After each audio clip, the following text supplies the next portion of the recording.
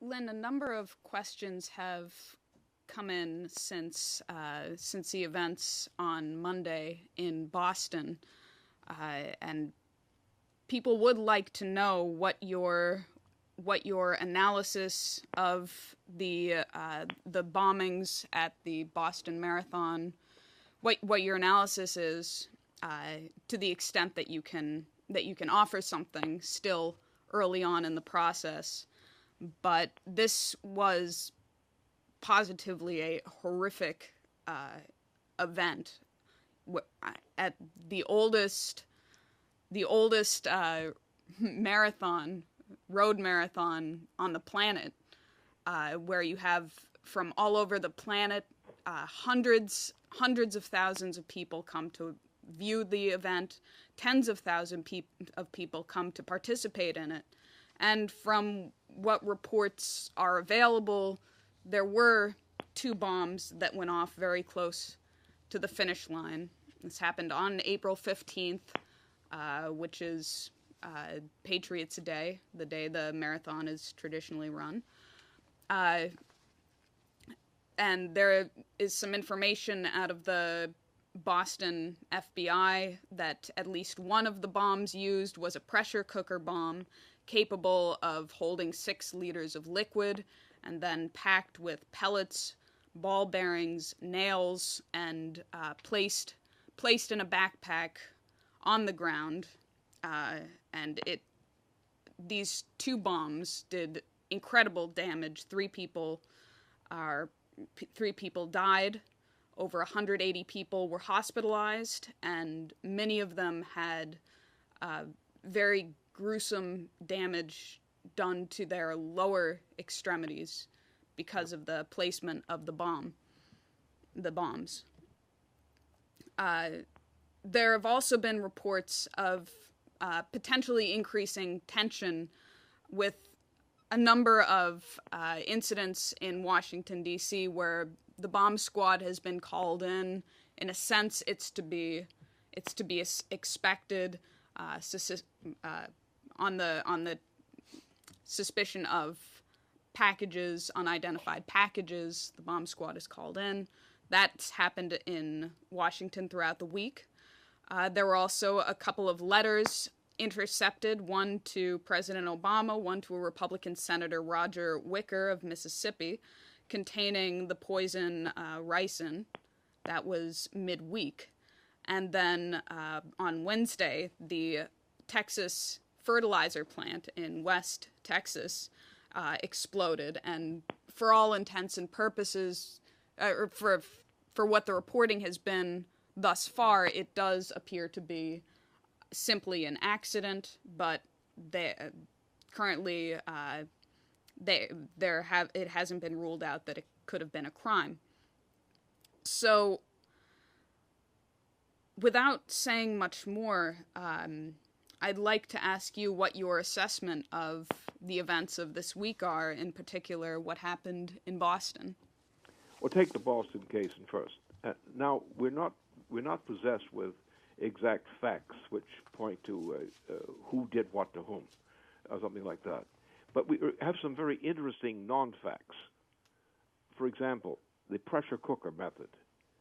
What this meant was that whoever was pulling this stunt was giving themselves a good advantage to be scat out of the situation before there was any need to run. In other words, this was not exactly a hit-and-run job.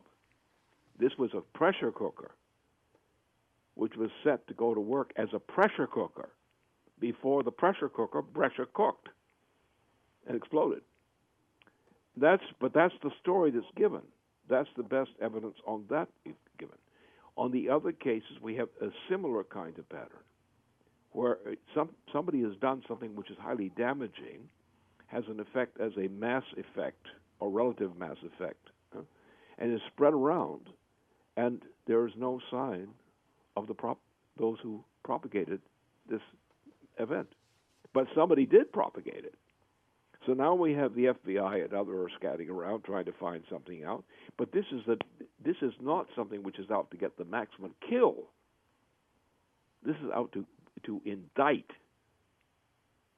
and created a loss of confidence in the people in the protection of their own institutions of protection.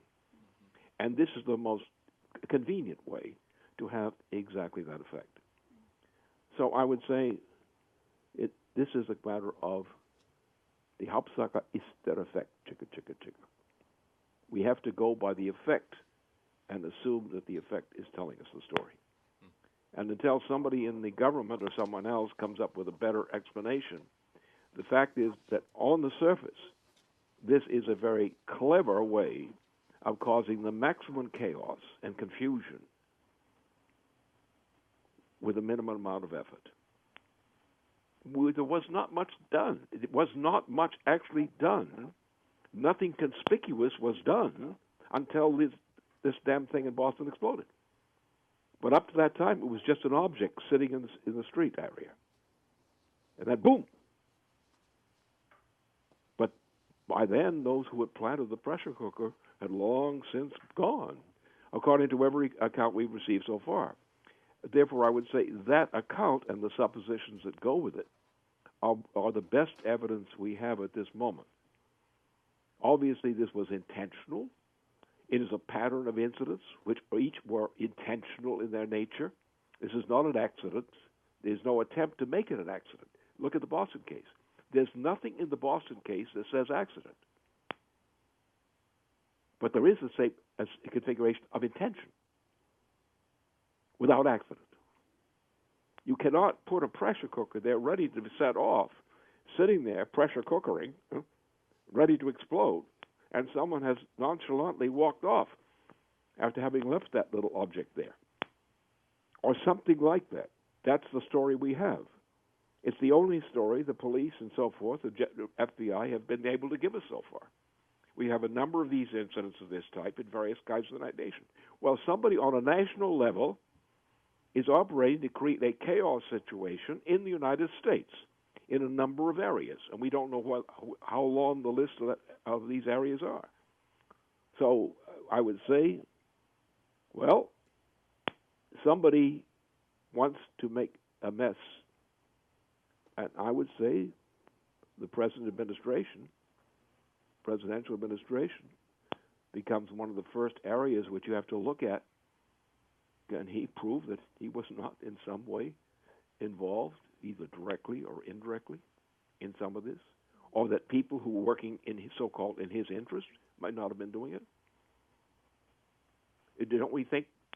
I think what we have to do as a nation is simply realize that this pattern of incidents coincides with nothing except somebody being clever and popping off terrorist effects in various parts of the United States, all in the same short time. Who has an interest in doing that? The question is out there to be asked, but the question remains.